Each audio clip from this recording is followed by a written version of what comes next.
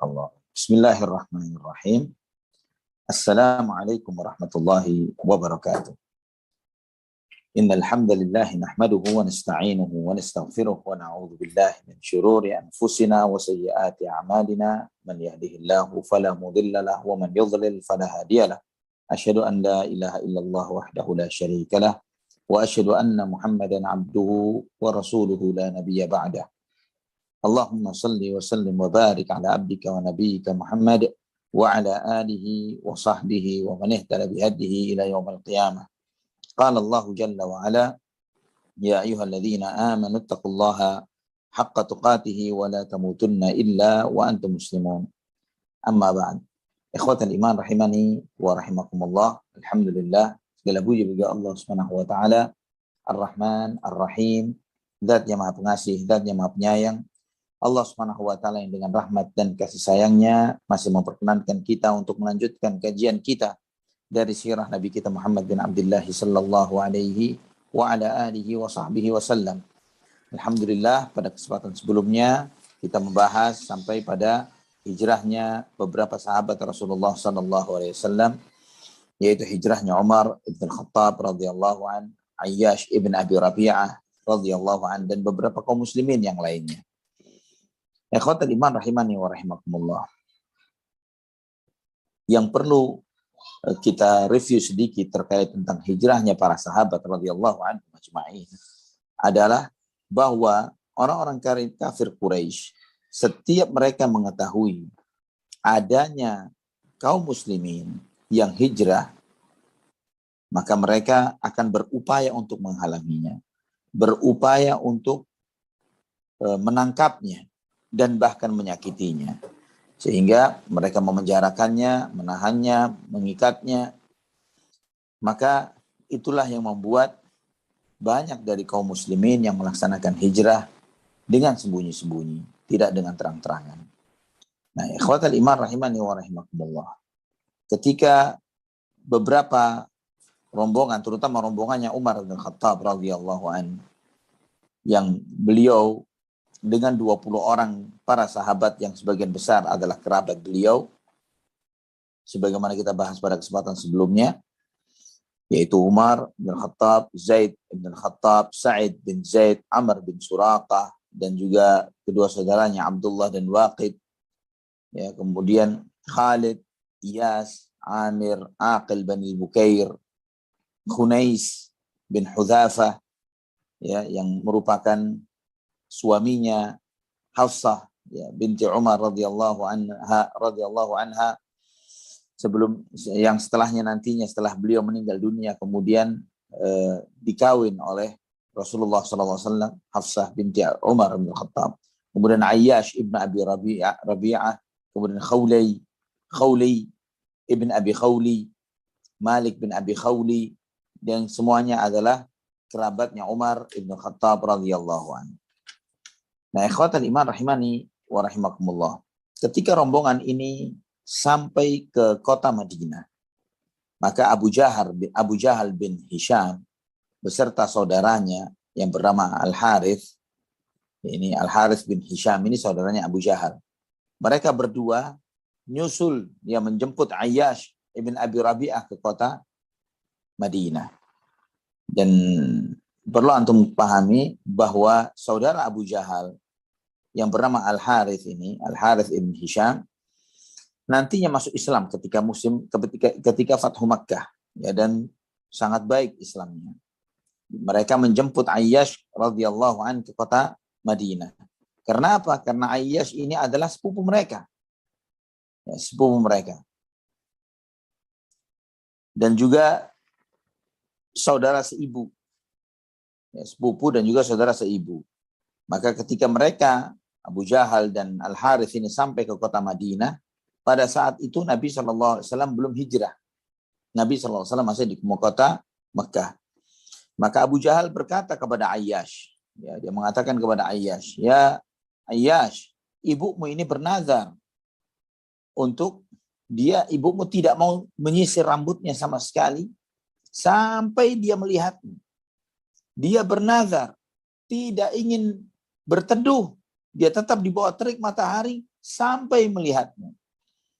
Terus disampaikan yang seperti itu.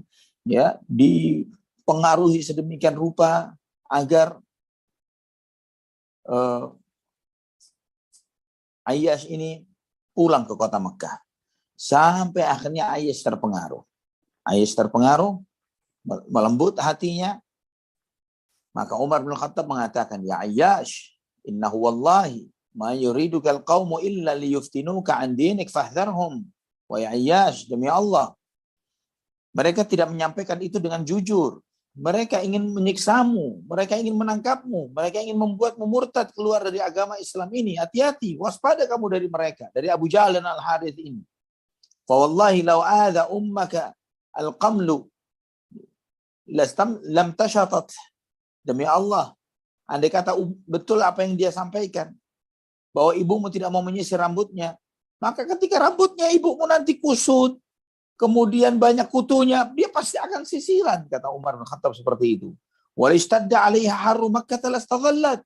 Dan andai kata panasnya kota Mekah itu membuat dia terik yang luar biasa, dia bakal berteduh. Tidak akan mungkin dia diam begitu lama dengan di bawah teriknya kota Mekah. Maka kemudian Ayyash pun setelah terjadi dialog yang sangat sengit ini, Ayyash pun mengikuti apa yang disampaikan oleh Abu Jahal dan Al-Harith. Abarru qasama ummi. Aku mau mengikuti sumpah ibuku biar dia melihat diriku, kemudian aku akan balik kemari. Dan lagi kata Ayyash, dan lagi di kota Mekah ini ada beberapa hartaku yang belum aku ambil, aku akan mengambilnya. Maka Umar pun berkata, wallahi innaka la ta'lam anni la min aktsari Quraisyin malan. Wahai Ayyash, kamu tahu bahwa aku termasuk orang paling kaya di kota Mekah. Falaka nisfu mali, wala tadhhab ma'ahuma. Kalau kamu mau, wahai Ayyash, ambil separuh hartaku. Jangan pergi bersama Abu Jahal dan Al-Harith ini. Jangan pergi bersama mereka. Namun Ayyash tetap bersikukuh ingin melihat ibunya. Karena ikhwatal iman rahimani wa rahimakumullah, di antara hal yang paling dimuliakan di kalangan masyarakat Quraisy, masyarakat jahiliyah, adalah berbakti kepada kedua orang tua. Betapa tidak mereka begitu menjaga hubungan kekerabatan satu dengan yang lainnya. Saudara dengan saudara, sepupu bahkan dengan sepupu, apalagi ibu kandung. Maka inilah yang kenapa membuat Ayyash ini begitu terpukul ketika mendengar berita bahwa ibunya sampai sebegitunya, sampai tidak mau menyisir rambutnya, sampai tidak mau berteduh, dan seterusnya. Maka Ayyash pun mengatakan, saya tetap akan pergi bersama mereka, bersama Abu Jahal dan Al-Harith. Maka Umar pun mengatakan, jika memang harus seperti itu, wahai Ayyash, sudah bolehlah, silahkan kamu pergi bersama mereka. Namun ini, kamu pakai ontaku ini. Ontaku ini larinya kencang, dan dia onta yang jinak. Dan jika kamu merasa bahwa kamu akan ditipu oleh mereka, peganglah dengan kuat ya pelanak ontaku ini, maka dia akan membawa kamu lari untuk kembali ke kota Madinah. Jika kamu merasakan kebimbangan dari orang-orang ini, maka kamu akan selamat dari kejaran mereka. Maka Ayyash pun mengiyakan. Maka Ayyash pun pergi bersama Abu Jahal, bersama Al-Harith radhiyallahu anhu. Ketika sampai di beberapa perjalanan ini, Abu Jahal berkata, ya ibna akhi, wallahi laqad istaghlabtu ba'idi hadha, afala tu'qibani ala naqatika hadhihi. Kata Abu Jahal, wahai sepupuku, sepertinya ontaku ini terlalu berat untuk memikul diriku. Kata dia, maukah kamu untuk bertukar onta denganku? Ini lebih layak ontanya Ayyash ini lebih muda, lebih sehat, lebih kuat. Untanya Abu Jahal lebih tua. Kita tukaran onta saja. Maka Ayyash pun masih berhusnudzon, berbaik sangka kepada orang-orang ini, karena masih sepupu dan saudara. Maka Ayyash pun, dia sudah baik. Maka turunlah Ayyash. Dan dua orang itu, Abu Jahal dan Al-Harith pun ikut turun dari ontanya. Ketika mereka baru turun dari ontanya, masing-masing turun Maka mereka bergegas menangkap Ayyash, mengikatnya dengan kuat, dan kemudian ditaruh di ontanya, dan dituntun sampai masuk ke kota Mekah. Disiksa, diikat, dipukuli, dan seterusnya. Dan ketika sampai di kota Mekah pada saat itu siang hari, masuk ke kota Mekah, dilihat oleh semua penduduk kota Mekah yang saat itu melihat bagaimana Abu Jahal dan Al-Harith menuntun sepupu mereka dan saudara seibu mereka ini dengan diikat di atas onta sambil mengatakan, ya ahla Makkah, hakadha fafa'alu bisufahaikum kama fa'alna bisafihina hadha. Wahai penduduk kota Mekah, demikianlah mestinya kita menyikapi orang-orang bodoh kalian. Kalian menyikapi orang-orang bodoh kalian sebagaimana kami menyikapi orang bodoh kami dengan cara yang seperti ini. Ya, itu triknya Abu Jahal pada saat itu. Ikhwatal iman rahimani wa rahimakumullah. Dan ini sangat disesali oleh kaum muslimin yang sudah hijrah ke kota Madinah. Kenapa mau balik? Kenapa begini? Kenapa begitu? Kenapa sampai sebagian sahabat mengatakan, kata Umar bin Khattab radhiyallahu anhu, sebagaimana disebutkan oleh diriwayat oleh Ibnu Ishaq dengan sanad yang hasan.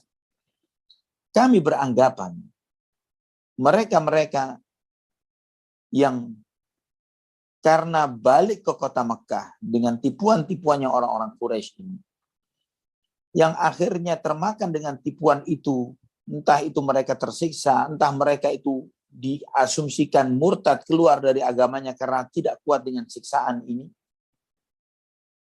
Kata Umar bin Khattab, kami beranggapan bahwa orang-orang itu tidak akan diterima taubatnya. Tidak akan diterima jika pun nanti kata mau menebus dirinya. Tidak akan Allah menerima taubat mereka. Kenapa? Kata Umar, mereka ini orang yang sudah kenal Allah. Setelah kenal Allah, kemudian mereka balik kepada kekafiran. Hanya karena ujian-ujian yang mereka rasakan, mereka terima. Ini ada di banyak hati para sahabat radhiyallahu anhum ajma'in. Rata-rata mereka memikirkan hal yang sama. Maka ketika Nabi SAW sampai ke kota Madinah, Allah Subhanahu wa Ta'ala menurunkan beberapa ayat terkait tentang mereka ini, sebagaimana juga terkait dengan beberapa sahabat yang beranggapan yang seperti itu, yaitu firman Allah di surat Az-Zumar ayat 53 sampai 55. Allah berfirman, Qul ya ibadiyalladzina asrafu ala anfusihim la taqnatu min rahmatillah innallaha yaghfirudz dzunuba jami'a innahu huwal ghafurur rahim wa anibu ila rabbikum wa aslimu lahu min qabli an ya'tiyakumul 'adzabu thumma la tunsarun wattabi'u ahsana ma unzila ilaikum min rabbikum min qabli an ya'tiyakumul 'adzabu baghtatan wa antum la tash'urun. Turun ayat-ayat ini terkait tentang Ayyash dan yang semisal mereka.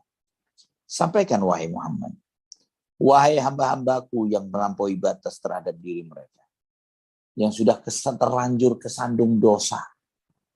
La taqnatu min rahmatillah.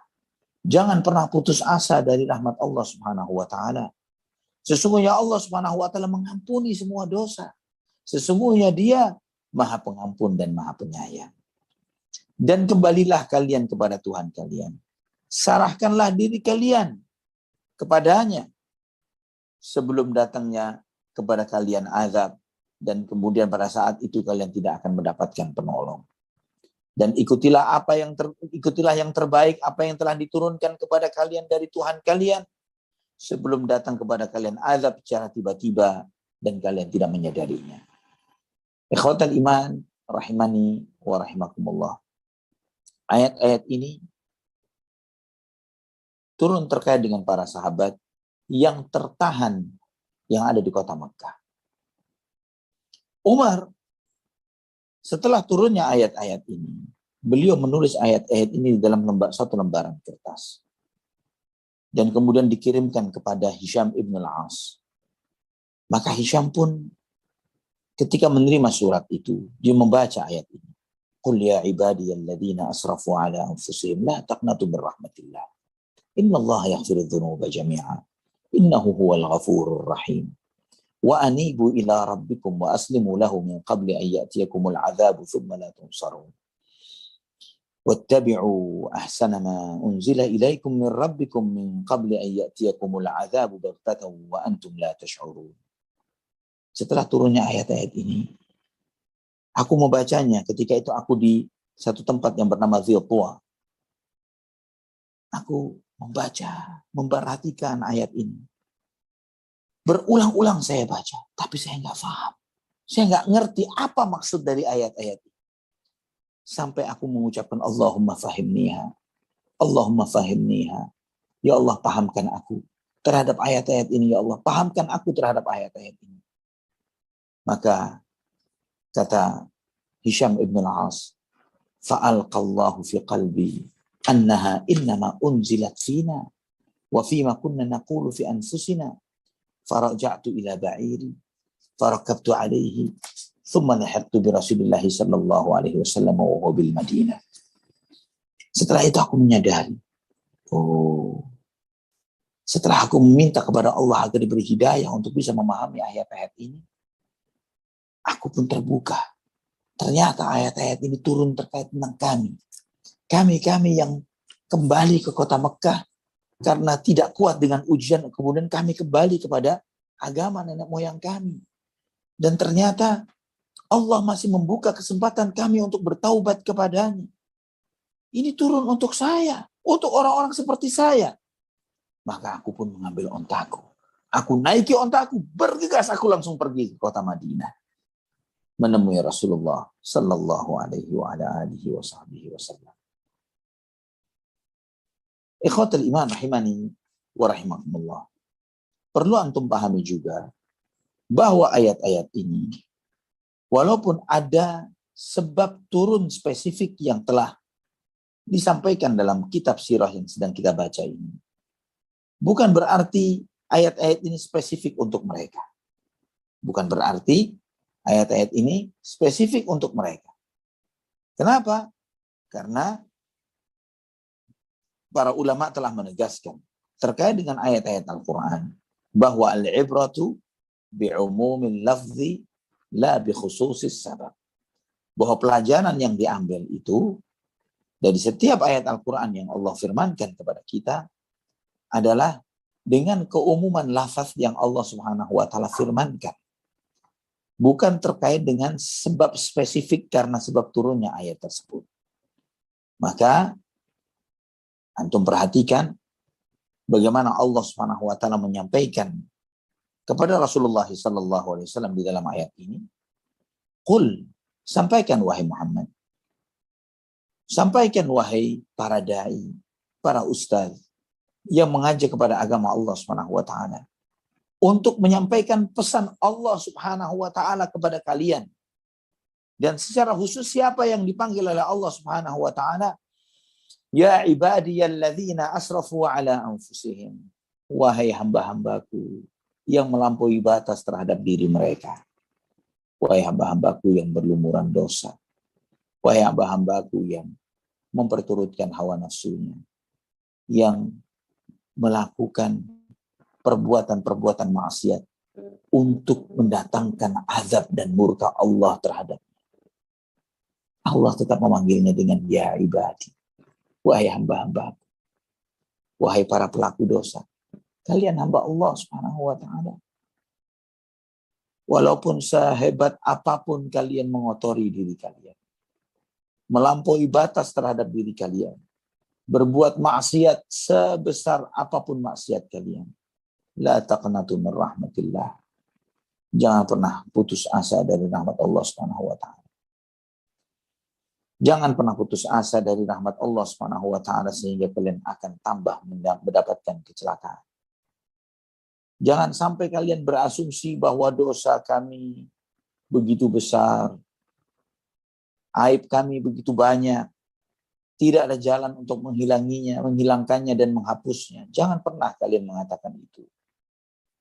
Sehingga anggapan kalian ini membuat kalian terus-menerus di dalam dosa dan maksiat. Dan bahkan terus-menerus berupaya untuk turunnya azab Allah dan murka Allah kepada kalian. Namun sadari, kenali Allah Subhanahu wa taala. Kenali Allah dengan nama-nama yang Allah sampaikan kepada kita akan nama-namanya. Yang menunjukkan kemahamuliaan, kemahadermawanan Allah Subhanahu wa taala. Yakini sebagaimana yang Allah Subhanahu wa taala sampaikan, innallaha yaghfiru dzunuba jami'a. Allah Subhanahu wa taala mengampuni semua dosa, apapun dosa itu. Mau syirik, membunuh, zina, riba, kezaliman atau yang lainnya, besar, kecil. Allah Maha Pengampun, Allah Maha Penyayang. Sifat ampun dan kasih sayang Allah Subhanahu wa taala itu sifat yang senantiasa ada pada zat Allah Subhanahu wa taala. Tidak akan lepas dari Allah Subhanahu wa taala kedua sifat itu. Dan dampak dari kedua sifat ini pada alam semesta, pada makhluk ciptaannya sangat nyata dan terlihat. Penuh dengan apa yang kita saksikan. Yang menyapa setiap makhluk yang diciptakan oleh Allah Subhanahu wa taala. Segala kebaikan dan nikmat yang Allah turunkan siang dan malam kepada segala sesuatu. Nikmatnya, rahmatnya mendahului azab dan murkanya. Karunia-Nya Allah berikan kepada siapapun dengan sembunyi-sembunyi maupun terang-terangan. Innallaha yaghfiru dzunuba jami'a. Sesungguhnya Allah Subhanahu wa taala mengampuni semua dosa. Namun harus disadari bahwa ampunan itu dan rahmat itu akan diterima dan diperoleh oleh seseorang jika seseorang melakukan sebabnya.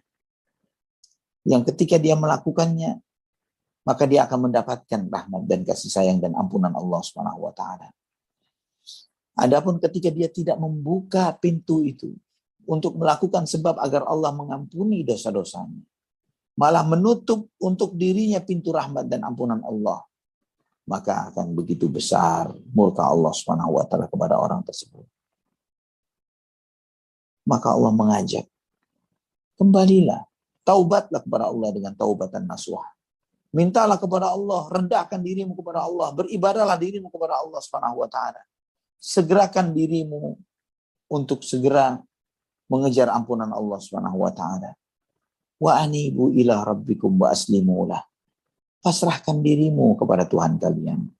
Kembalikan dirimu, bergegaslah kembali kepada Allah Subhanahu wa taala. Kembali dengan hatimu. Kembali dengan anggota tubuhmu yang kemarin berbuat maksiat, sekarang manfaatkan anggota tubuh ini untuk ketaatan kepada Allah Subhanahu wa taala. Ikhwatal iman, Allah Subhanahu wa taala menunjukkan kepada kita di antara syarat taubat yang Allah sampaikan dalam ayat ini, yaitu ikhlas. Wa aslimulah, pasrahkan dirimu hanya kepada Allah Subhanahu wa taala. Ini merupakan di antara syarat utama, syarat dasar diterimanya semua amal ibadah. Sebelum datang kepada kalian azab, yang datang kepada kalian dan kalian tidak akan sanggup untuk bisa menolaknya. Tsumma la tunsarun. Kemudian kalian tidak akan mendapatkan penolong. Maka Allah sampaikan, wattabi'u ahsana ma unzila ilaikum min rabbikum. Ini di antara teknik dan prakteknya taubat. Ketika di ayat sebelumnya Allah sampaikan, kembalilah kepada Allah Subhanahu wa taala. Pasrahkan dirimu, kembalikan dirimu, hatimu kepada Allah. Bagaimana caranya? Ini akan Allah ajarkan di ayat ini. Wattabi'u ahsana ma unzila ilaikum min rabbikum. Dan ikutilah yang terbaik apa yang telah diturunkan kepada kalian dari Tuhan kalian. Jalankan apa yang Allah perintahkan kepada kalian. Dari amalan-amalan hati. Cinta kepada Allah, takut dan berharap kepadanya. Menasehati hamba-hamba Allah Subhanahu wa taala. Mencintai yang lain sebagaimana mencintai diri sendiri. Dan meninggalkan segala sesuatu yang bertentangan dengannya.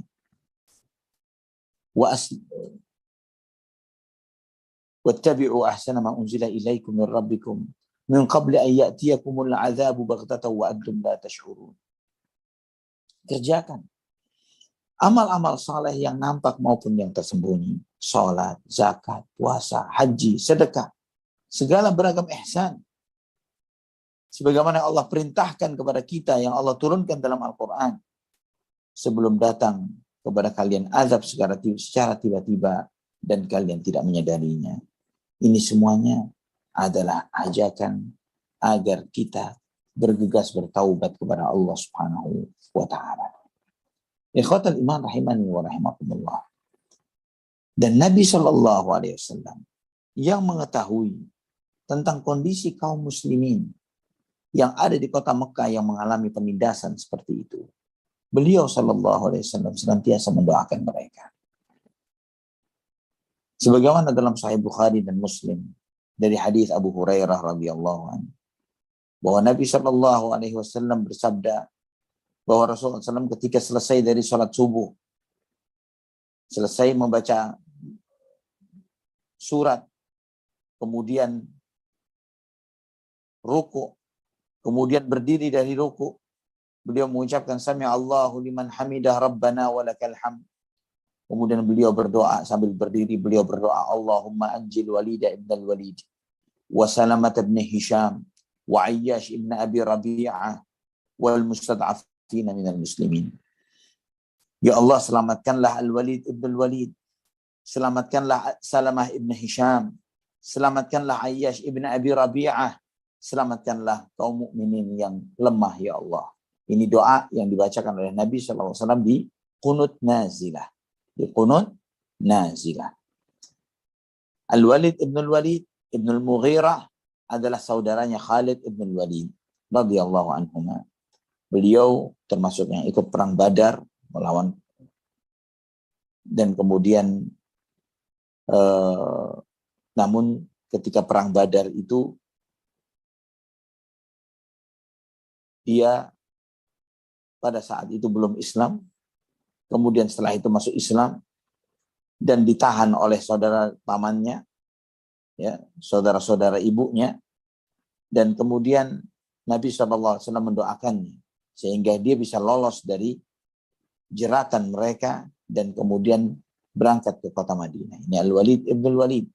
Adapun Salamah ibn Hisham ibn al-Mughirah adalah saudara Abu Jahal.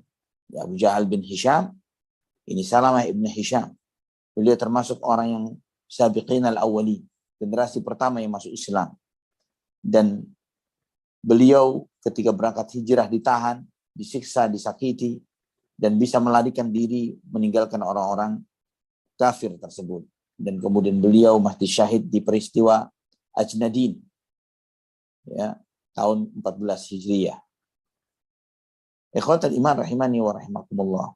Juga Imam Ahmad meriwayatkan dengan sanad yang sahih dari Abu Hurairah radhiyallahu an bahwa Rasulullah sallallahu alaihi wasallam berdoa, Allahumma khallis al-Walid ibn al-Walid wa Salamat ibn Hisham wa Ayyash ibn Abi Rabi'ah wa dha'afat al-muslimina min aidi al-musyrikin alladhina la yastati'una hilatan wa la yahtaduna sabila. Ya Allah, selamatkanlah Al-Walid ibn al-Walid, selamatkanlah Salamah ibn Hisham, selamatkanlah Ayyash ibn Abi Rabi'ah, selamatkanlah orang-orang mukminin yang lemah dari tangan orang-orang musyrikin, orang-orang mukminin yang mereka tidak punya peluang untuk bisa melarikan diri dan tidak tahu jalan untuk berangkat ke kota Madinah. Ikhwatal iman rahimani wa rahimakumullah. Rombongan pertama yang berangkat ke kota Madinah untuk hijrah, di antara mereka yang berangkat, mereka ini berhenti di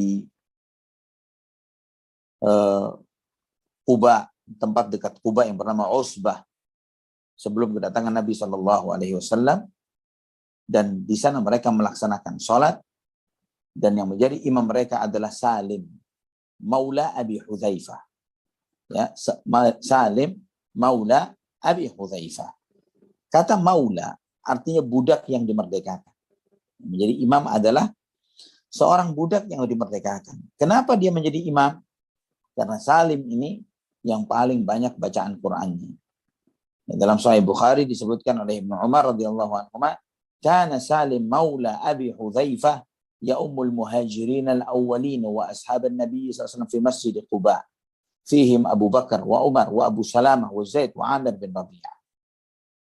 Bahwa Salim, budaknya Abu Hudzaifah ini, menjadi imamnya kaum muhajirin yang generasi pertama. Menjadi imamnya banyak para sahabat di Masjid Quba.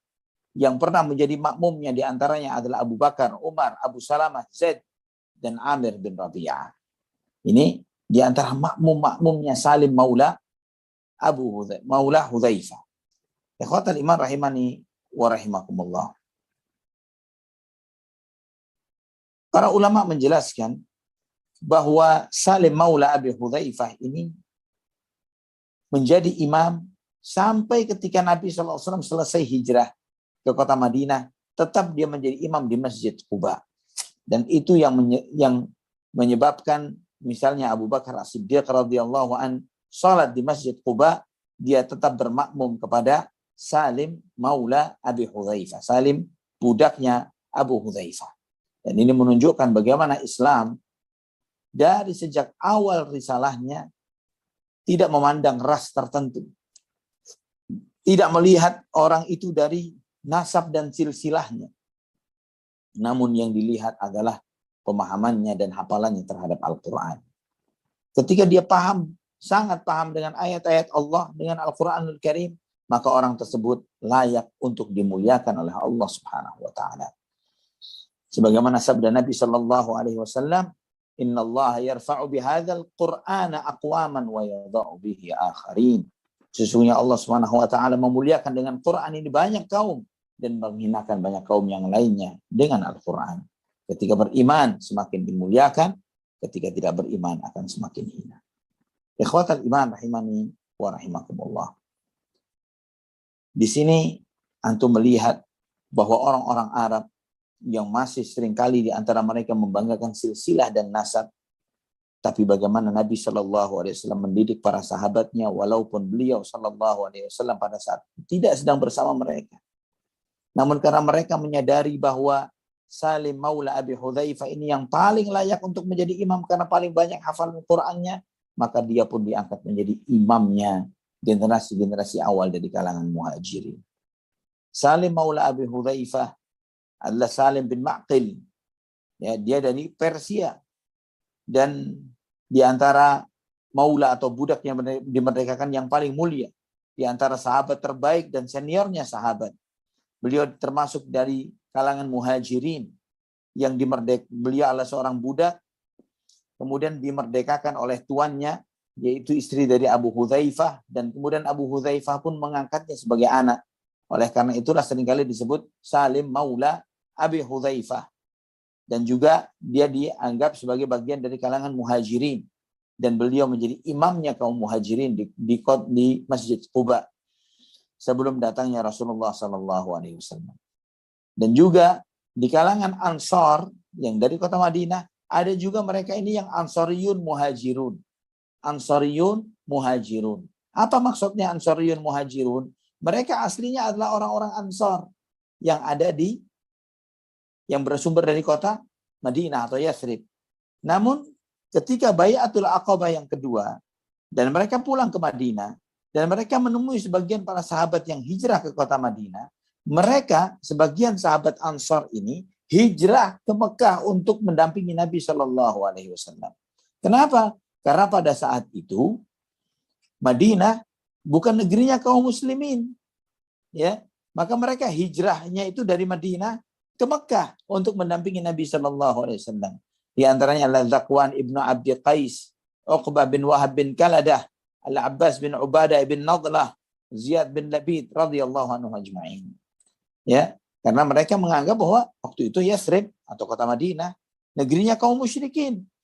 Maka mereka melihat bahwa menganggap bahwa lebih baik mereka tinggal bersama Rasulullah sallallahu alaihi wa ala alihi wa sahbihi wasallam.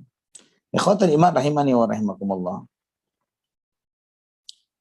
Imam Nasai meriwayatkan dalam Sunanul Kubranya dengan sanad yang sahih dari Ibnu Abbas radhiyallahu anhu bahwa beliau mengatakan, kata Ibnu Abbas, "Kana Rasulullah sallallahu alaihi wasallam di Makkah Wa inna Abu Bakr wa Umar wa ashaban Nabi sallallahu alaihi wasallam kanu minal muhajirin liannahum hajaru al-musyrikin wa kana minal ansari muhajirun lianna al-Madinah kanat dara syirkin faja'u ila Rasulillah sallallahu alaihi wasallam lailatal aqabah.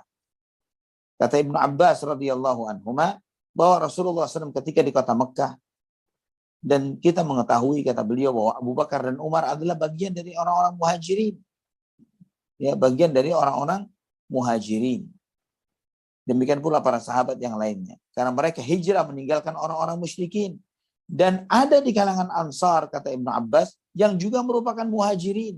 Karena pada saat itu kota Madinah adalah negerinya orang-orang musyrik, maka mereka mendatangi Nabi SAW untuk membela Nabi SAW di kota Mekah. Adapun Nabi SAW, ya, setelah Bai'atul Aqabah yang kedua, tidak selang kurang lebih 2 bulan atau lebih dari 2 bulan itu, maka tidak tersisa dari kota Makkah kecuali beberapa gelintir kaum muslimin. Di situ ada Rasulullah SAW, Abu Bakar As-Siddiq radhiyallahu anhu, Ali bin Abi Thalib radhiyallahu anhu, atau kaum muslimin yang sedang tertahan, ditangkap, disiksa, atau sakit, atau lumpuh, atau lemah, yang mereka tidak sanggup untuk meninggalkan kota Mekah. Dan seringkali Abu Bakar meminta izin kepada Nabi Sallallahu Alaihi Wasallam, ya Rasulullah, saya ingin hijrah. Namun Nabi Sallallahu Alaihi Wasallam bersabda, la ta'jal, la'allallaha yaj'alu laka sahiban. Jangan tergesa. Mungkin Allah akan menjadikan bagimu seorang teman. Maka Abu Bakar pun diam dan taat kepada apa yang disampaikan oleh Nabi Sallallahu Alaihi Wasallam, dan sambil dia berharap semoga yang dia anggap sebagai seorang teman itu adalah Rasulullah Sallallahu Alaihi Wasallam. Imam Bukhari meriwayatkan dalam sahihnya dari Ummul Mukminin Aisyah radhiyallahu anha, beliau menceritakan tentang peristiwa hijrah ini yang panjang. Dalam kisah itu disebutkan, maka hijrahlah mereka-mereka yang hijrah ke kota Madinah, dan juga yang mereka-mereka dari Habasyah, mereka pun hijrah ke kota Madinah. Maka Abu Bakar pun mempersiapkan bekalnya untuk berangkat ke kota Madinah. Dan Nabi SAW selalu berkata kepada Abu Bakar, ala rislik, fa ini arju an yu'dzana li. Sabar, tunggu sebentar. Aku berharap aku diizinkan untuk hijrah. Maka kemudian Abu Bakar bertanya, wa hal tarju dzalika bi abi anta? Apakah engkau berharap aku akan menjadi hijrahmu bersamaku ya Rasulullah? Nabi Shallallahu Alaihi Wasallam menjawab, na'am, iya.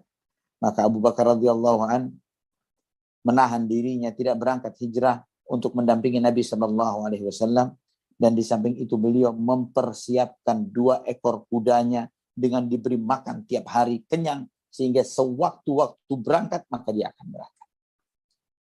Subhanallah. Ikhwatan iman rahimani wa rahimakumullah.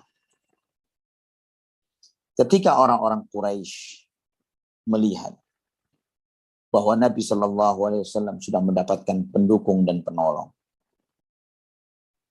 teman-teman dan sahabat di luar kota Mekah, dan juga mereka melihat bagaimana sedikit demi sedikit rombongan kaum muslimin hijrah meninggalkan negeri mereka dengan anak keturunan dan istri dan harta mereka. Dan mereka menyadari bahwa ternyata saat ini kaum muslimin telah memiliki tempat naungan, tempat berteduh. Tempat mereka mendapatkan perlindungan dan penjagaan. Karena orang-orang Ansar, Aus dan Khazraj jago perang, jago main pedang, ya, biasa perang, biasa main panah dan yang lainnya. Maka mereka melihat ini bahaya, tidak bisa didiamkan begini saja. Mereka khawatir nanti sebentar lagi Muhammad SAW yang akan pergi. Dan jika sampai Muhammad pergi bergabung bersama mereka, maka dia akan menjadi leadernya, pemimpinnya yang akan berperang melawan yang lainnya. Maka kumpullah mereka, ya, tokoh-tokoh senior dari orang-orang musyrikin Quraisy ini di Darun Nadwah. Ya, Darun Nadwah ini rumahnya Qusay bin Kilab, yang setiap orang-orang Quraisy ini mengambil keputusan-keputusan penting, ya, di Darun Nadwah ini. Ini majelis permusyawaratan rakyatnya Quraisy, MPR-nya Quraisy. Mereka berdiskusi satu dengan yang lainnya untuk membicarakan bagaimana menghabisi dakwah Islam ini. Sehingga mereka menjadikan hari itu mereka sebut sebagai Yaumuz Zahmah. Yaumuz Zahmah karena ramainya. Tidak ada satupun perwakilan dari kabilah-kabilah Quraisy kecuali semua ada di sana. Semua ada di situ. Hari itu hari Kamis, tanggal 26 bulan Safar, tahun 14 Hijrah Nabi SAW. Jadi kurang lebih 3 bulan setelah Bai'atul Aqabah yang kedua. 14 setelah kenabian, bukan hijrah, setelah kenabian. Tahun 14 setelah kenabian, jadi menjelang hijrahnya Rasulullah Sallallahu Alaihi Wasallam. 3 bulan setelah Bai'atul Aqabah yang kedua. Yang di sana berkumpul tokoh-tokoh seniornya orang-orang Quraisy. Dari Bani Makhzum, di situ ada Abu Jahal bin Hisham. Abu Jahal yang mati dalam keadaan kafir dalam peristiwa perang Badar. Dari Bani Abdi Syams ada Utbah dan Syaibah ibn Rabi'ah. Yang keduanya juga nantinya akan mati di perang Badar dalam keadaan kafir. Juga dari Bani Abdi Syams ada Abu Sufyan bin Harb. Yang nanti subhanallah dia masuk Islam pada waktu Fathu Makkah dan sangat bagus Islamnya. Dari Bani Naufal bin Abdi Manaf ada Tu'aimah ibn Adi dan Jubair bin Mut'im serta Al-Harith bin Amir. Tu'aimah bin Adi mati dalam keadaan kafir dalam peristiwa perang Badar. Jubair bin Mut'im masuk Islam dan baguslah Islamnya. Kemudian ikhwatal iman dari Bani Abdiddar ada An-Nadhr ibn Al-Harith mati dalam keadaan kafir dalam peristiwa perang Badar. Dari Bani Asad bin Abdul Uzza ada Abul Bakhtari bin Hisham yang juga mati dalam keadaan kafir di peristiwa perang Badar nantinya. Juga Zam'ah ibn al-Aswad yang dia ini mati dalam keadaan kafir juga dalam peristiwa perang Badar, dan Hakim bin Hizam radhiyallahu an yang masuk Islam pada waktu peristiwa Fathu Makkah dan sangat bagus Islamnya.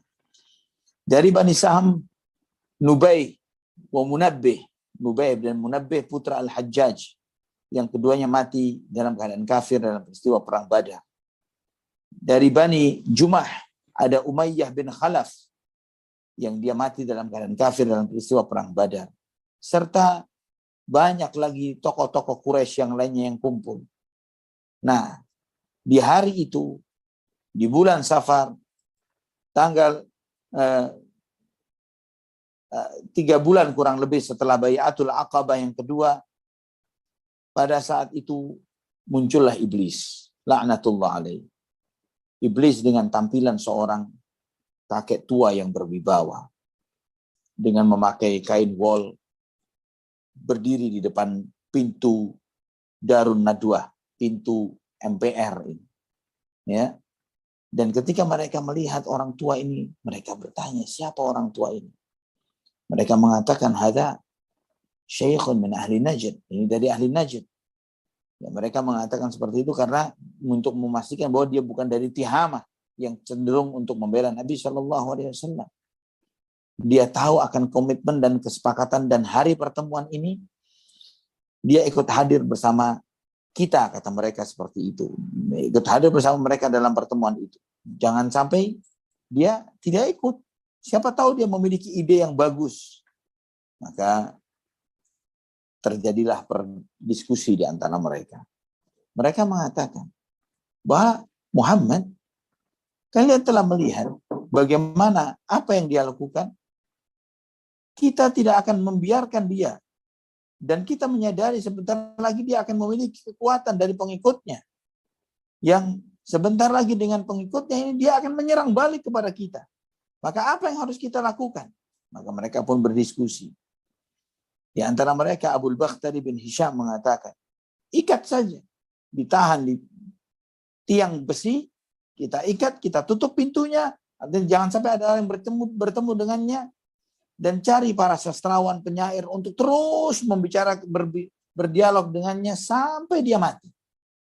Ya, namun kakek tua Najd ini, kakek tua itu yang iblis ini, laknatullah alaih, dia mengatakan, ini bukan ide bagus, ini bukan ide bagus. Kalau kalian ikat, nanti semua apa yang dia sampaikan ini akan keluar melalui tembok-tembok ini. Karena di belakang tembok ini ada telinga. Karena di balik tembok ini ada sahabat-sahabatnya yang mereka ini akan mudah mendengar apa yang diucapkannya. Dan tidak lama mereka akan memiliki upaya untuk mengeluarkannya. Dan dia akan pergi meninggalkan kalian dan akan memperbanyak pengikutnya. Dan nanti kalian akan kalah olehnya. Ini bukan ide yang bagus. Cari pendapat yang lain. Ada yang mengatakan, usir saja Muhammad. Usir saja. Kita tinggalkan dia kita buang dia dari negeri ini. Jika dia sudah pergi, kita sudah tidak usah peduli mau kemana dia pergi. Silakan, sudah pergi kemana. Ya, mau dia mati, mau hidup, terserah dia. Maka persatuan kita, kondisi kita akan kembali normal seperti semula. Maka si kakek tua yang terlaknat ini, iblis, dia mengatakan, demi Allah ini bukan ide bagus. Apa kalian tidak tahu bagaimana tutur katanya yang indah? Bagaimana manisnya ucapannya? Bagaimana dia dengan mudahnya menguasai hati manusia dengan apa yang dia ucapkan? Jika kalian lakukan itu, di mana dia berhenti, semua akan beriman kepadanya dari bangsa Arab. Dan sesudah itu, mereka akan datang ke kota Mekah menyerbu kalian. Dengan membawa pengikut-pengikutnya. Dan kalian tidak akan bisa menghadapi kalian. Coba cari ide lain. Ini bukan ide yang bagus. Cari ide yang lain. Maka Fir'aunnya umat ini, pelaku dosa terbesar dari umat ini, Abu Jahal bin Hisham laknatullah alaih, dia mengatakan, saya punya ide. Dan saya yakin ketika saya sampaikan ide ini, tidak ada dari seorang pun dari kalian yang akan menolak. Maka mereka pun mengatakan, wa ma huwa ya Abul Hakam. Ide apa itu? Ide saya, kata dia, kita pilih setiap anak muda dari setiap kabilah, seorang pemuda, masing-masing anak muda yang kuat, ya, dan kita berikan kepadanya pedang yang tajam, menemui Muhammad, dan setiap orang menusuk Muhammad, membunuhnya. Dengan demikian kita akan selesai sudah dari Muhammad. Karena ketika itu mereka dilakukan oleh seluruh suku-suku Quraisy, maka yang nanggung darahnya adalah semua. Kita semua yang ada di sini, kata si Abu Jahal seperti itu. Dan maka Bani Abdul Manaf tidak akan bisa menuntut balas terhadap kita semuanya, kata si Abu Jahal. Tidak akan mungkin melawan seluruh kaumnya ini. Maka mereka pun menerima, ini ide bagus, ini ide bagus. Termasuk kakek tua yang terlaknat itu pun mengatakan yang sama. Ini baru pendapat, kata dia. Tidak ada pendapat lebih hebat dari ini. Maka sepakatlah mereka. Sepakat dengan itu, mereka berkomitmen, kita lakukan hal ini segera. Segera kita lakukan. Ikhwatal iman rahimani wa rahimakumullah. Allah subhanahu wa ta'ala menyampaikan makar ini kepada Rasulullah SAW. Imam Ahmad meriwayatkan dengan sanad yang hasan dari Ibnu Abbas radhiyallahu anhu. Allah berfirman, "Wa idz yamkuru bika alladhina kafaru liyuthbituka aw yaqtuluka aw yukhrijuk. Wa yamkuruna wa yamkurullah. Wallahu khairul makirin." Allah turunkan dalam surat Al-Anfal ayat 30. Ingatlah, ketika orang-orang kafir itu membuat makar kepadamu untuk menahanmu, atau membunuhmu, atau mengusirmu. Mereka membuat makar dan Allah subhanahu wa ta'ala membalas makar mereka. Dan Allah subhanahu wa ta'ala sebaik-baik yang membalas makar. Ikhwatal iman. Ini makar yang mereka buat. Entah itu ingin menahan Nabi sallallahu alaihi wasallam, atau mengusir Nabi sallallahu alaihi wasallam, atau membunuh Nabi sallallahu alaihi wasallam. Tapi Allah telah tegaskan dalam ayat ini, wa yamkuruna wa yamkurullah wallahu khairul makirin. Mereka membuat makar dan Allah subhanahu wa ta'ala membalas makar mereka. Dan Allah subhanahu wa ta'ala sebaik-baik yang membalas makar. Maka makar mereka dibalas oleh Allah dengan sangat dahsyat. Dan ikhwatal iman rahimani wa rahimakumullah. Dalam pertemuan itu, di Majelis Darun Nadwah MPR-nya Quraisy ini, Di hari itu mereka telah bertemu dan berkumpul untuk membuat suatu makar yang paling jahat dalam sejarah kehidupan manusia. Makar yang paling jahat dalam sejarah kehidupan manusia, yaitu makar untuk membunuh Nabi Muhammad sallallahu alaihi wasallam. Makar, andai kata itu terrealisasi, apa jadinya sejarah dunia? Apakah akan ada Damaskus, Baghdad, Kairo, Cordoba? Apakah ada cerita tentang Daulah Ar-Rashidah, Khulafaur Rashidin? Apakah akan ada cerita dinasti Bani Abbasiyah, dinasti Bani Umayyah? Apakah ada cerita bagaimana Daulah Utsmaniyah menguasai Konstantinopel?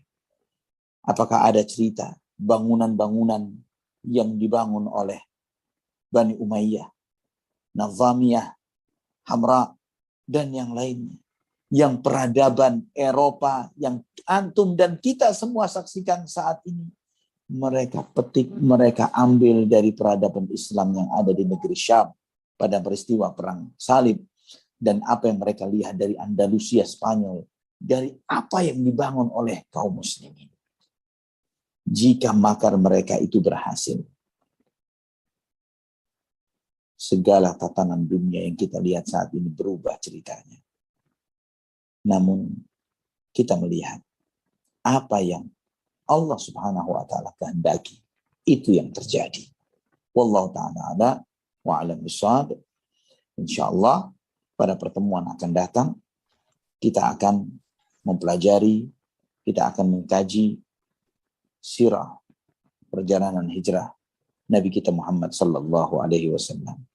Kita akan melihat bagaimana hal-hal yang kemenangan-kemenangan itu dirasakan dan didapatkan oleh kaum muslimin setelah hijrahnya Rasulullah sallallahu alaihi wasallam. Wallahu taala ala wa alam bisawab. Barakallahu fikum. Nah, ya Ustaz, alhamdulillah wa barakallahu fiik. Jazakallah untuk penjelasannya, dan memang sebuah perjalanan ataupun juga sebuah perjuangan ya dalam hijrah ini yang sangat berat sekali. Terlebih wallahualam nih, kalau itu terjadi pada kita mungkin wallahualam apakah kita kuat atau tidak gitu ya.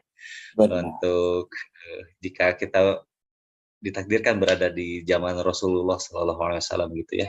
Dan pada saat ini pun sama, ketika hijrah godaannya pun ya Masya Allah sangat besar sekali gitu. Kalau kita sekarang aja Kang Z, Kang Z, ya, kalau kita sekarang diajak jalan-jalan untuk kajian keluar kota aja berat. Nah, betul, begitu Ustaz. Ayo kajian keluar kota, misalnya dari antum yang di Bandung ke Jakarta, kajian sama Ustaz Ali 2 malam 3 hari gitu misalnya. Itu berat, nggak gampang. Izin kanan, kiri, RT, RW, dan lain sebagainya. Masya Allah, betul sekali Ustaz. Alhamdulillah, dengan diberikannya materi sirah Nabi ini, sekaligus juga refleksi kita ya, untuk mengukur sejauh mana keimanan kita gitu ya, dibanding pengorbanan-pengorbanan para sahabat pada saat itu ya. Kita sangat kecil lah ya kontribusi kita itu ya. Oleh karenanya pupuk agar menjadi besar dan menjadi kuat keimanan kita ya. Salah satunya dengan dibekali dengan sirah Nabi ini. Alhamdulillah Ustaz, kita sudah memasuki ke sesi kedua, ya ini sesi tanya jawab, dan alhamdulillah di nomor WA panitia di sini sudah ada pertanyaan yang masuk. Yang pertama dari Ukhti Dea Agustina di Wonogiri. Assalamualaikum warahmatullahi wabarakatuh. Assalamualaikum warahmatullahi wabarakatuh. Semoga Allah memudahkan segala urusan Ustaz dan tim. Izin bertanya ya Ustazi, apakah boleh mendengar kajian sambil mandi di kamar mandi? Dan Ana minta doanya sekalian pada Ustaz dan teman-teman. Ana ingin kuliah, mendapatkan beasiswa dan menetap bertempat tinggal di Madinah. Semoga Allah memudahkan segala urusan Ana dan antum ya Ustazi. Jazakallahu khairan, barakallahu fikum. Wa fiik barakallah. Memang di antara hal yang kita, di zaman ini ada fasilitas kemudahan yang membuat kita ini bisa mendengarkan kajian atau mengambil faedah dalam kondisi kita apapun yang sedang kita lakukan. Bagi sebagian orang, bagi sebagian thalabatul ilm, terkadang ambisi dan keinginan untuk menuntut ilmu membuat dia lupa diri. Dan terkadang hal-hal yang bersifat manusiawi bagi diri kita, harus ke toilet dan sebagainya, kadang membuat, ya Allah jangan ke toilet dulu deh karena masih baca buku belum selesai misalnya. Atau lagi mendengarkan kajian syarah satu kitab dari seorang syekh. Ini anak curcol sedikit tentang apa yang sering juga anak alami. Gitu kan.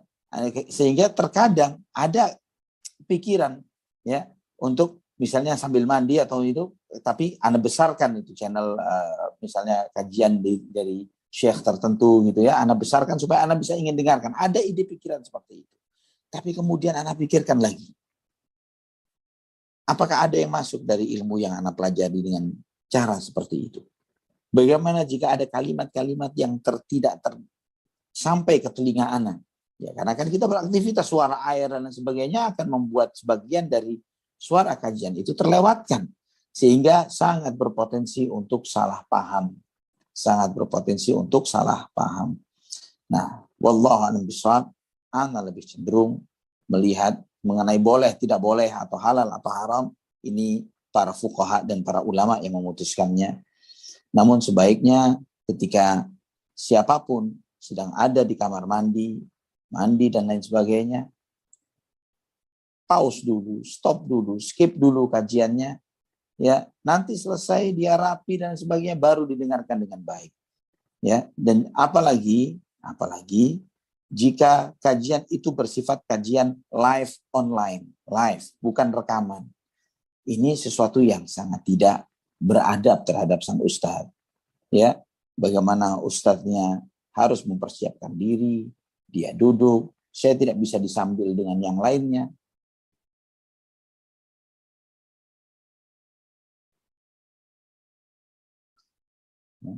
Saya tidak bisa disambil dengan kondisi yang lainnya, tidak memungkinkan untuk itu, ya.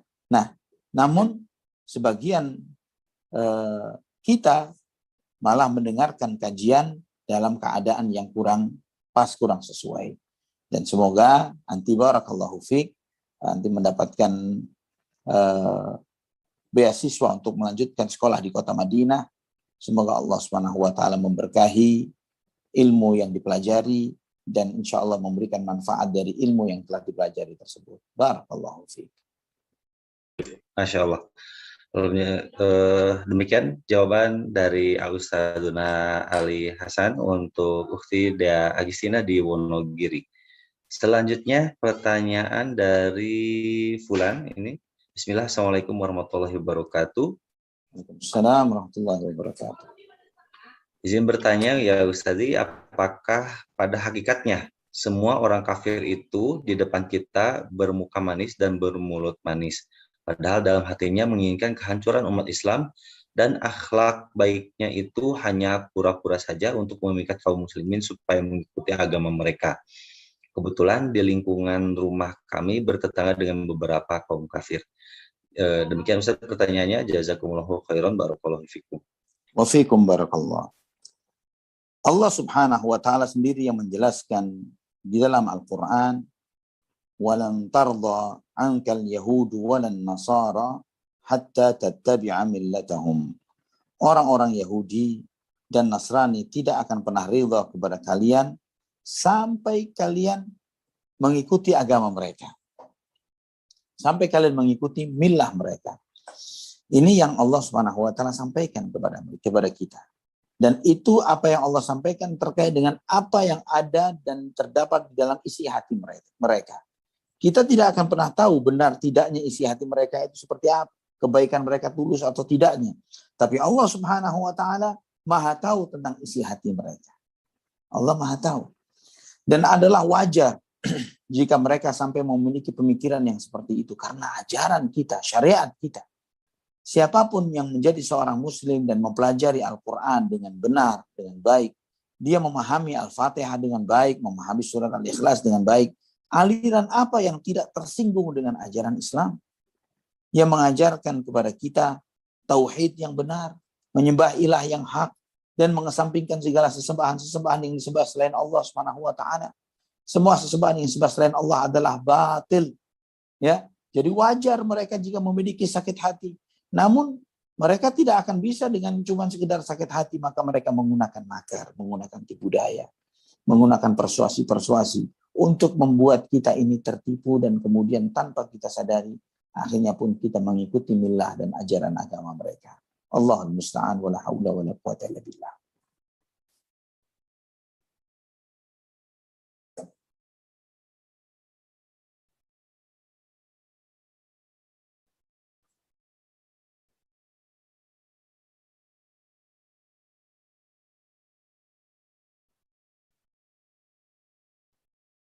Kang Zee?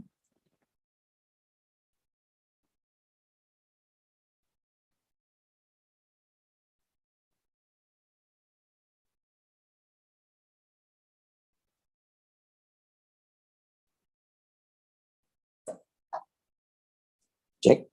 Bismillah. Suaranya terdengar?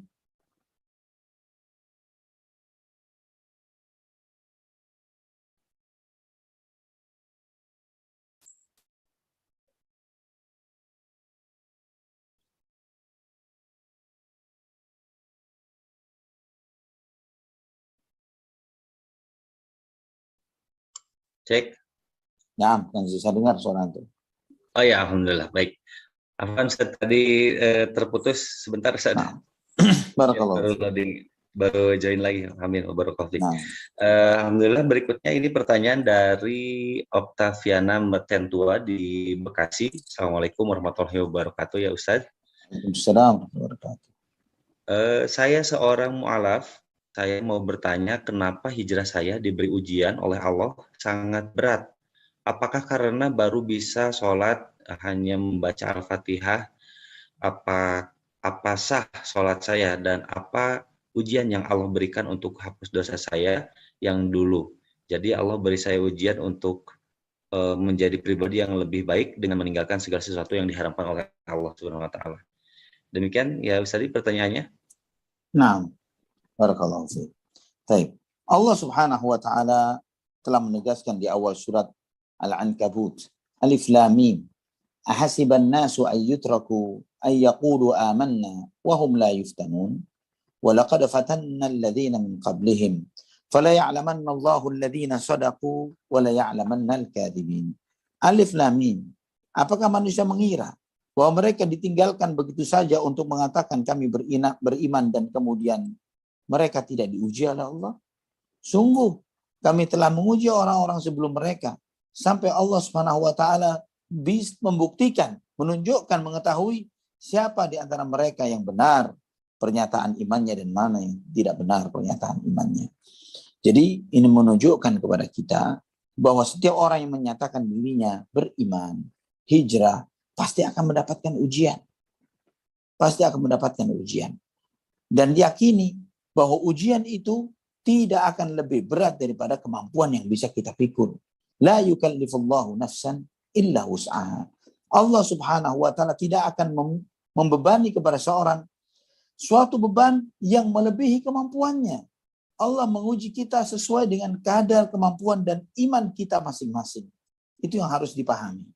Jadi ikhwatal iman rahimani wa rahimakumullah, ukhti fillah, semoga Allah meringankan kepada anti semua beban yang sedang menjadi pembeban yang menjadi memberatkan kehidupan anti saat ini, dan yakini bahwa tidaklah Allah Subhanahu wa taala menguji kita dengan suatu ujian kecuali di situ ada rahmat yang luar biasa. Di situ ada ampunan Allah Subhanahu wa taala. Di situ ada Allah Subhanahu wa taala mengangkat derajat anti di sisi Allah Subhanahu wa taala. Sabarlah menjalani ini karena Allah Subhanahu wa taala ingin melihat keikhlasan kita di dalam keikhlasan anti di dalam hijrah, di dalam masuk Islam dan memeluk agama ini. Allah ingin melihat seberapa tulus hati kita di dalam menerima hidayah tersebut. Ketika Allah melihat hal itu, maka Allah akan dengan mudahnya membalik setiap ujian itu menjadi limpahan nikmat dan rahmat yang datang dari Allah Subhanahu wa taala. Wallahu a'lam bishawab. Baik, alhamdulillah.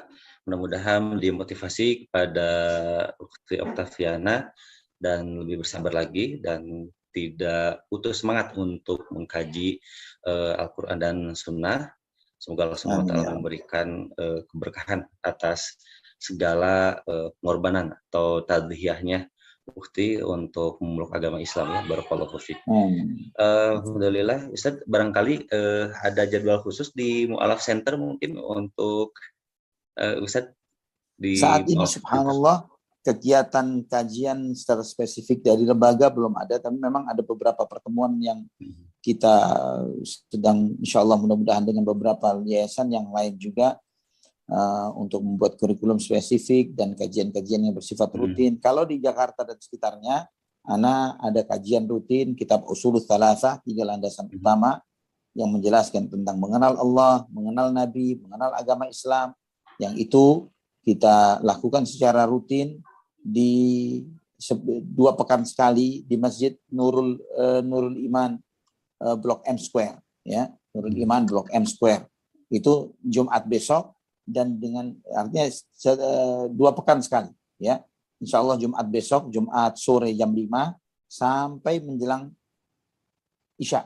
Ya, Jumat sore jam 5 sampai menjelang Isya. Kajian itu rutin membahas kitab Al-Ushulul Tsalatsah yang fokusnya kitab Ushulul Tsalatsah itu 1 mengenal Allah, 2 mengenal Rasulullah SAW, 3 mengenal agama Islam. Allah a'lam. Baik, ya mudah-mudahan bisa Ukhti Oktaviana bisa mengikuti kajian tadi yang sudah disebutkan oleh Ustadz Ali ya. Barakallahu fiik untuk Ukhti Oktaviana. Untuk selanjutnya mungkin ada pertanyaan dari channel Instagram Ustadz. Belum ada kayaknya. Oh, belum ada. Ya. Baik, Anda tidak live kan malam ini kebetulan.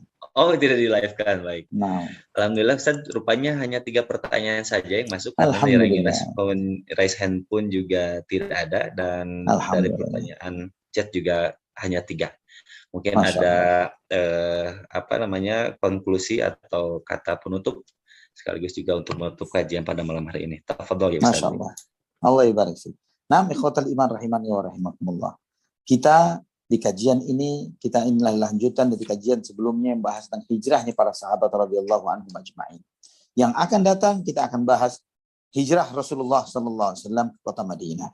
Hijrah Nabi kita Muhammad bin Abdullah sallallahu alaihi wasallam.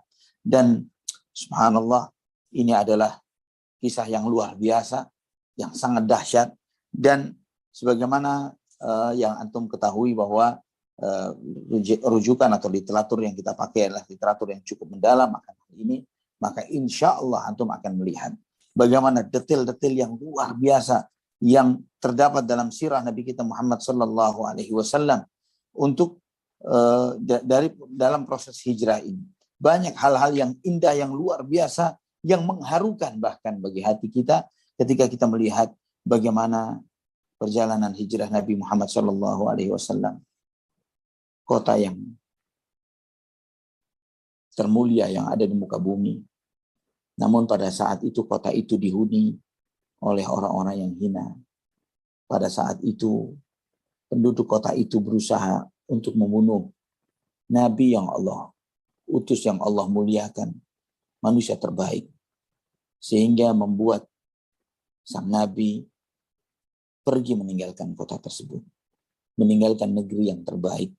Meninggalkan tanah airnya, meninggalkan segala orang yang dicintainya. Dan itu nanti antum akan melihat bagaimana Nabi Shallallahu Alaihi Wasallam ketika meninggalkan beberapa saat keluar dari kota Mekah, beliau berpaling memandang kota Mekah untuk terakhir kalinya sebelum meninggalkannya. Dan Nabi SAW belum pernah tahu bahwa beliau akan balik lagi ke kota Mekah pada saat itu. Namun peristiwa-peristiwa sejarah ini ikhwatal iman mengajarkan kepada kita bahwa Nabi kita Muhammad SAW beliau menghadapi segala ujian-ujian berat ini untuk kita, untuk Anda, untuk saya, untuk kita semuanya. Nabi SAW harus diintimidasi, disiksa, dizalimi, diusir, diancam untuk dibunuh. Untuk menyampaikan kebenaran yang saat ini kita nikmati, kebenaran dan kebaikan itu. Dan bagaimana kita terhadap risalah Nabi kita Muhammad SAW. Bagaimana kita terhadap beliau. Apakah kita menganggap remeh segala kebenaran yang datang dari beliau. Menganggap melihat dengan mata sebelah terhadap kebenaran yang diajarkan oleh beliau SAW.